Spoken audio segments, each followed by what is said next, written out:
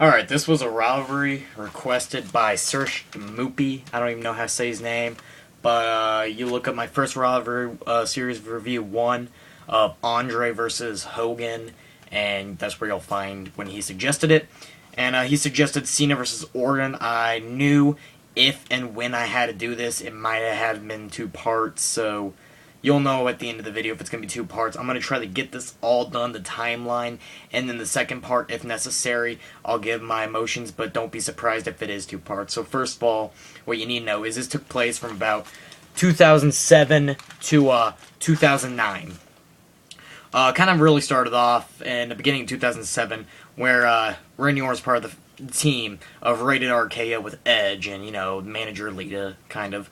And they lost the World Tag Team titles to Michaels and Cena, Shawn Michaels and John Cena. Yeah, the title reign wasn't very long, but it was just like, I could kind of see, I had that little twinkle where I'm like, oh boy, I can see either Edge or Orton feuding with Cena. Ironically, both of them did. But Edge was before, so not necessarily Edge but Orton. You get the build-up, It was mostly Cena and Michaels. But then you get the build all the way to SummerSlam. Orton's the number 1 contender after becoming, not really the Legend Killer again, but kind of just taking out Rob Van Dam, taking out Shawn Michaels. I believe he took out a couple of other old guys or legends. And kind of just got that belt to SummerSlam. Orton versus Cena. Cena retains the belt as well. At that time, he probably should have, since I believe they were going for a year long. I don't remember if it made it to a year long, but it was a very long reign that didn't end right. Then they had the Unforgiven match where Cena got himself disqualified against Orton. The reason he got himself disqualified is because at a Raw event, Orton punted Cena Sr. It's kind of stupid, but if you really wanted to make it personal, it makes sense. And the only thing you need to know about that match was Cena Sr. punted Orton, which obviously didn't do crap, but it was funny watching some old guy in a suit run. Whatever. So, you get your build-up, and I believe it was a couple of weeks, 2 or 3 weeks or whatever, before, I want to say No Mercy or Breaking Point. They change your pay-per-view so often, but it was the pay-per-view of October 2007. It was actually a match against Mr. Kennedy where Cena was injured. I believe it was his hamstring or something like that, or his shoulder. Pectoral shoulder? I don't know, something like that. Cena's got a couple of injuries, but point is Cena got injured, and that's also where you remember Orton doing the RKO on the announcer table. Of course, it didn't break, it never does, but Orton did the RKO on Cena on the announcer table, and that's where he kind of sold, oh, I'm injured. And that's when Cena had to forfeit the belt. Orton was awarded the belt at that pay-per-view, had that feud with Triple H going on for a while. You get that build-up, he's mostly feuding with Triple H, and then while Orton's a champion, he had the match against Jeff Hardy at the Royal Rumble, which is actually, look that match up. Orton versus Hardy in a 2008 Royal Rumble. That was actually a pretty good match, in my opinion. Okay, so Royal Rumble, Cena returns. You get that memorable Madison Square Garden. 3, 2, 1, fucking Cena. So, and Cena just practically goes super and eliminates everyone, including Triple H, which also is kind of a spoiler foreshadowing of what was going to happen. Now you would get the No Way Out. For whatever reason, which I thought was easily the stupidest thing, one of the stupidest things they done with the Royal Rumble. You're supposed to wait till WrestleMania, the grandest stage of them all, and say, okay, I want to fight you at WrestleMania, where everyone's going to remember. But Cena said, nah, man. How about instead of seeing us on at WrestleMania like it should have been, how about we face at No Way Out, if you understand me? Why?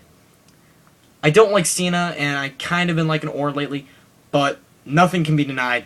These two should have fought at WrestleMania 28. This was, to a lower extent, the PG era's Cena or Austin versus The Rock. This should have happened one-on-one at WrestleMania 28, but it didn't. You had the No Way Out. Cena gets disqualified because Orton gets himself disqualified, actually.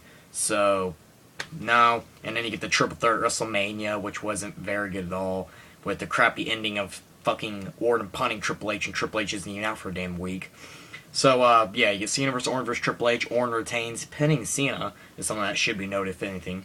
But that's whatever. You move on to Backlash. You get a fatal 4-way elimination. Cena, JBL, Orton, Triple H. Triple H wins the belts. Orton's eliminated by Cena. Cena goes off and has a feud with JBL for a while. I did like, anytime JBL and Cena are feuding, I do want to point out, I like it. I liked this feud. I liked the feud in the beginning of 2009, where Shawn Michaels was the little henchman of JBL, and I liked their 2005 feud. So anytime JBL and Cena were in the ring, I did like that. That's something that should be pointed out. Cena moves on. This is also about the time. Was it the time? No, it was not. I was going to say it's the time where he kind of had that thing going on with The Miz, but that was 2009, so mark that out. But now you have Cena feuding with Batista. This was also the memorable match at SummerSlam. Some would say not memorable. I say memorable, where Cena came off the top rope and Batista powerbombs him after doing that flying leg drop. Cena's injured, and he's injured for a while. You know, Cena being the guy he is, tries to come back as soon as possible. He came back at Survivor Series against Chris Jericho, who won the World Heavyweight Championship in a scramble match. So, Cena beats Jericho. I know, I'm kind of going off, but you got to cover the whole entire timeline of Cena vs. Orton if you really want to understand. Cena wins the belt against Jericho at Survivor Series. He then lost at No Way Out, I believe, or it might have been Elimination Chamber. It doesn't really matter. The point is, it was in Elimination Chamber. This was also where Edge took at Kofi and then went to the Elimination Chamber. So Edge wins the world title. You move on to WrestleMania 29. No, that's way too ahead. What am I fucking thinking? 27? 27. 26. 25. WrestleMania 25. You gotta keep. It's hard to keep order when you're talking 2007 to 2009. You really gotta keep your numbers straight. But WrestleMania 25. Edge versus Big Show. It's also that memorable moment where John Cena picked up Big Show and Edge on his shoulder at the same time. Very impressive, nonetheless. Something that probably not many other men in the world could do. So, Cena wins the belt. You get that. This also goes on. Edge then loses the belt. Edge actually beats Cena for the belt at Backlash. Cena gets chokeslammed to the spotlight, having a Big Show versus Cena feud. This is kind of a moment where they're having a big-ass toss around with the World Heavyweight Championship. Not the World Heavyweight Championship.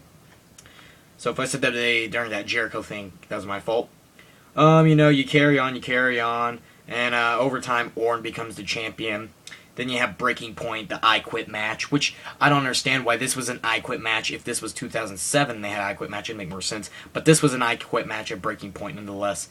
Cena beats Orton for the belt.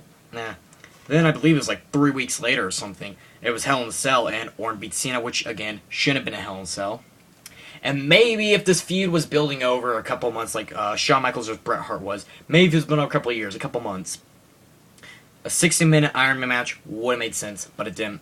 Not only was this match not right, but it wasn't even a big 4 pay-per-view, and it wasn't a big pay-per-view nonetheless. It was bragging rights. Bragging rights, yes. It was a 60-minute Iron Man match. Probably the most memorable of this was when Orton fucking hit the pyro, and Cena, I don't know, people thought he got burned or something. I don't remember exactly what happened, but Orton tried to burn Cena alive, and that was fucking stupid. But Cena wins the belt back from Orton in the 6-minute Iron match, capping off their feud. If nothing else, it was a pretty decent way to cap off the feud in the Iron Man match, and they really haven't touched ever since then. So it was, if nothing else, a pretty good way to cap it off. But the feud itself was just, You had way too many big matches in here.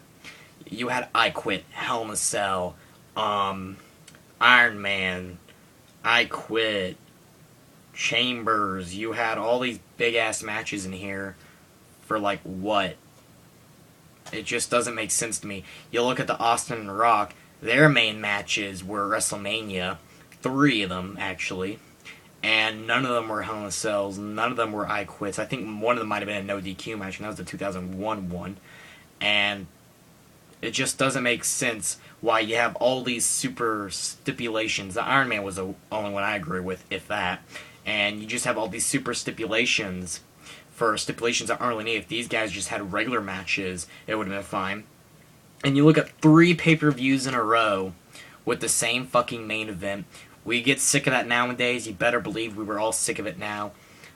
One thing I say that could only capitalize this feud and made it a lot better is if they would have had the match at WrestleMania 28 1-on-1, or WrestleMania 28. God, my numbers are jumping around. WrestleMania 24 1-on-1. Those WrestleMania numbers are sometimes hard to keep around. I'm not lying. 2 wins later, loses the belt to Sheamus, bitch. Alright, but that feud, disappointing. You think between the 2 biggest faces of the company would have been great, but it wasn't, so whatever. Subscribe, like, comment, check my other videos. Check my channel, inbox me for more rivalries. We'll talk to y'all later.